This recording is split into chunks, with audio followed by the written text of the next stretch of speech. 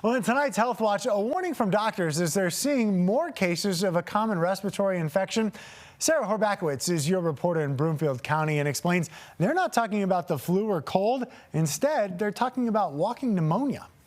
It's not uncommon for kids to get sick this time of year, but mom Katrin Dansowitz says when her son Oliver got sick last month, it just wouldn't go away. We're running this fever for now 3.5 days, and they say between 3 or 4 days. If it's staying, go see someone. In between doctor's visits, his oxygen levels tanked, landing him in the hospital for a night. They instantly fed him oxygen, and he was very exhausted. You could tell that his entire little system was just struggling to fight. And Oliver isn't alone. Between May and last month, the number of 2 to 4-year-olds diagnosed after visiting the ER for a pneumonia-related illness has jumped from 1% to 7%, a trend Dr. Carrie Horn is noticing here in Colorado. Anything that's spread by a droplet, which includes mycoplasma pneumonia, which causes walking pneumonia. So as we get away from masking, spending more time together indoors, we will see that go up again. Symptoms include sore throat, fatigue, chest pain, low-grade fever, and headache. Similar symptoms to other illnesses going around this time of year. We're seeing flu, COVID, walking pneumonia.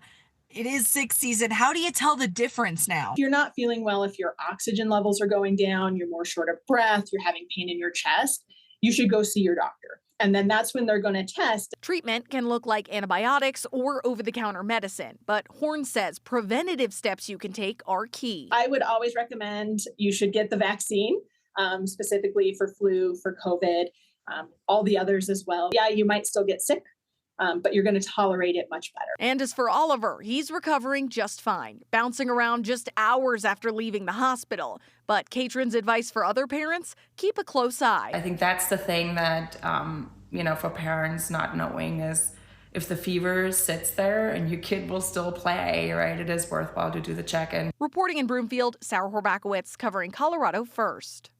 And we're certainly glad Oliver is feeling better. Sarah is your reporter in Boulder and Broomfield counties and wants to know about the stories impacting those neighborhoods. You can always send her your story ideas through cbscolorado.com.